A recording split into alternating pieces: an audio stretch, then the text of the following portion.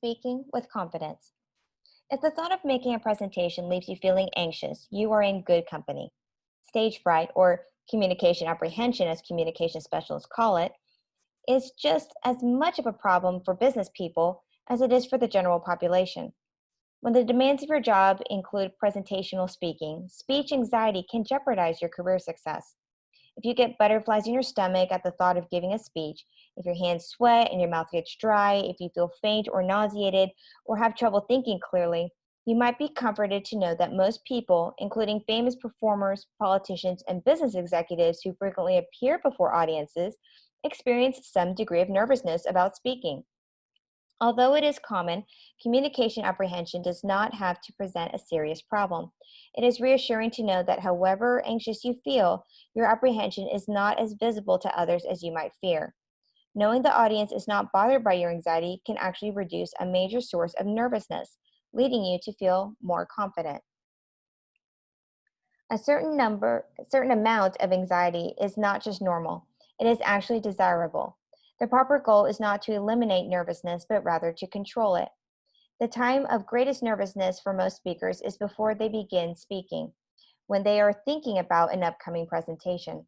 Once you get underway, your anxiety will likely decrease.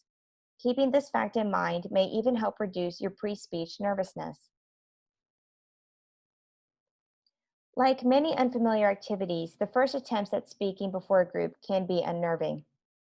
One source of anxiety is lack of skill and experience.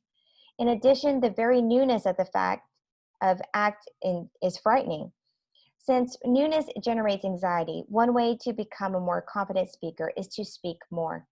As with other skills, your first attempts should involve modest challenges with relatively low stakes. Many presentation-related catastrophes stem from inadequate rehearsal, problems with missing note cards, clumsy wording, or confusing material that can be remedied if you practice in advance. Pay special attention to your introduction and conclusion. Audiences remember the opening and closing of a talk most clearly. The first and last moments of your presentation have special importance, so make sure you deliver them effectively in a way that makes every word count. Rehearse on your feet in front of an audience. Mental rehearsal has its place, but you will not know if your ideas sound good or if they fit into the available time until you say them aloud. Rehearse several times in front of a live listener. Rehearse in a real setting. If possible, rehearse in the room where you will actually speak.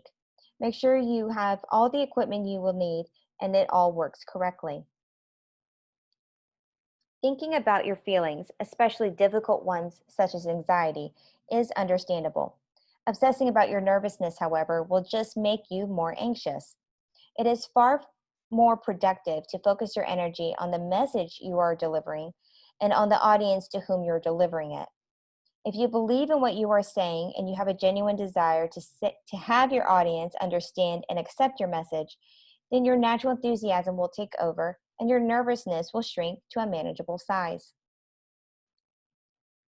Some speakers feel more apprehensive because of the way they think about the speech than because of the act of speaking.